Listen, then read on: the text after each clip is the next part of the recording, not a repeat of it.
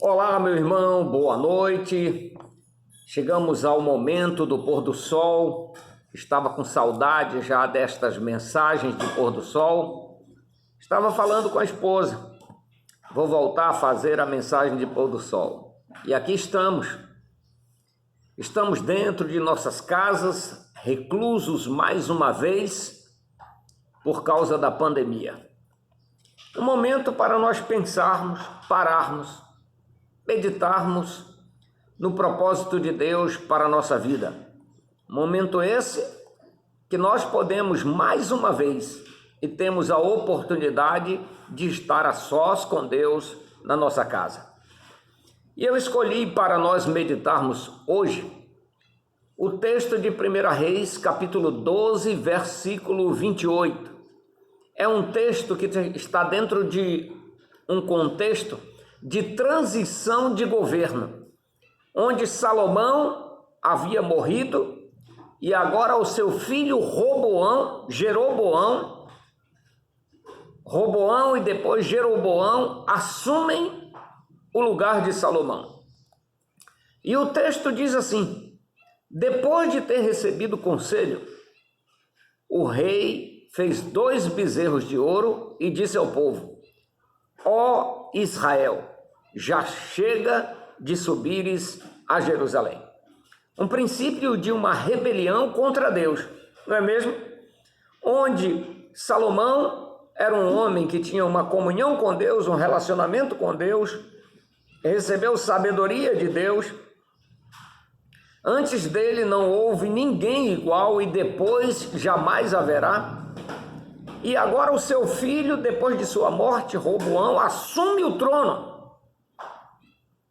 E a primeira coisa que ele fez, amados irmãos, foi dizer para o povo que não era mais para ir a Jerusalém adorar o Deus do céu. Ele fez 2 bezerros de ouro e disse: aqui é o Deus de vocês. Então Salomão, diz a meditação, Salomão estava morto, seu filho Roboão assumiu o trono, o povo aproveitou a transição do governo, rogou ao novo rei um alívio dos impostos. Roboão, em vez de atender aos reclamos do povo, pesou ainda mais a mão sobre eles e os oprimiu com pesados tributos. Das 12 tribos de Israel, 10 se rebelaram contra o rei e seguiram a liderança cismática de Jeroboão I. Então as 12 tribos agora têm uma racha. Por quê? Porque um rei se achou no direito de não adorar a Deus, de não buscar a Deus, de se afastar dos caminhos do Senhor, de fazer a sua própria vontade, cansou de receber os conselhos de Deus e agora disse: é esse aqui quem vocês devem adorar, o bezerro de ouro. E aí eles agora passam a adorar bezerros. Mas 10 tribos foram contrárias. Jeroboão I agora passa a liderar 10 tribos. E 2 tribos ficam com Roboão.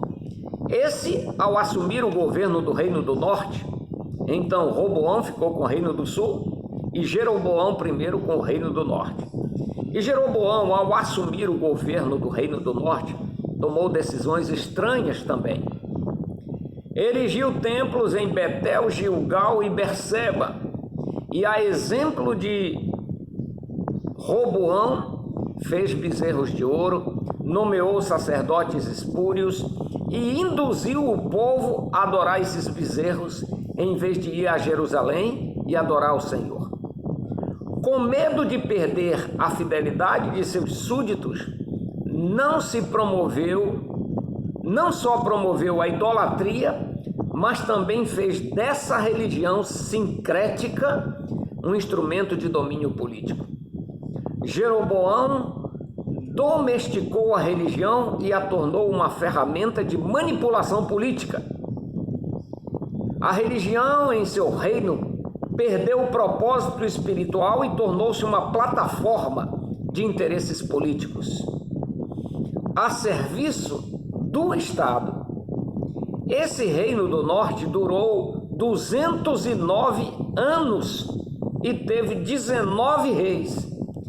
Todos os demais reis andaram nos caminhos de Jeroboão, induzindo o povo à apostasia.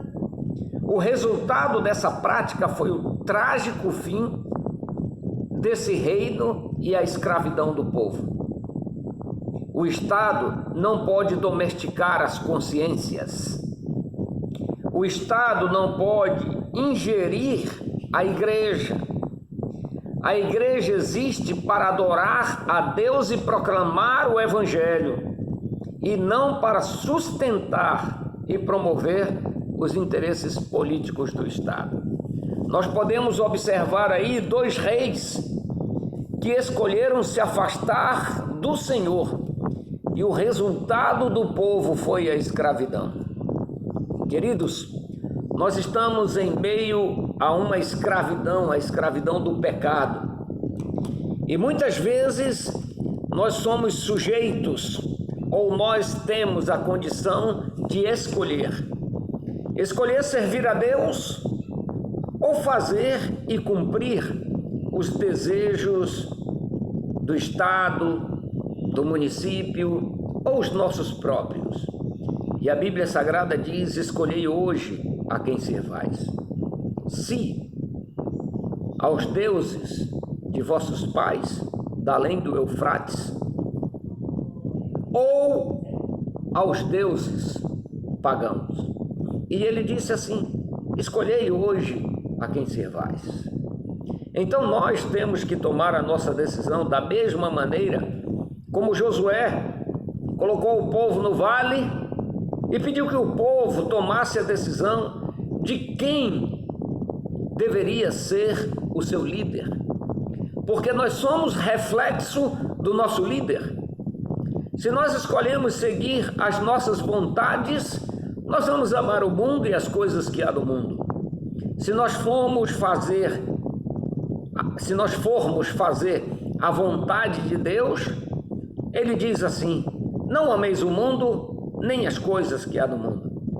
Sim, queridos amigos, irmãos, colegas, nós podemos amar a Deus mesmo em meio à tribulação.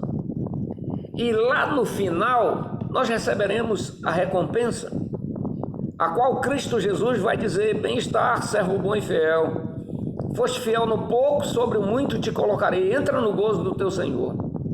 Ou se nós escolhermos as nossas próprias vontades, nós iremos olhar para o Deus Todo-Poderoso quando Ele se manifestar nas nuvens do céu, e só olhar, e Ele vai dizer: apartai-vos de mim, maldito, para o fogo eterno, preparado para o diabo e seus anjos. Porque Deus ama o pecador, mas aborrece o pecado. Que o Senhor te abençoe e te guarde, e que o Senhor faça resplandecer o seu rosto sobre ti, tenha misericórdia de ti, levante o teu rosto e te dê a paz. Oremos. Pai querido, Deus eterno, obrigado, Senhor Jesus, pelo teu amor e pela tua graça salvadora. Abençoa cada lar de teus filhos espalhados por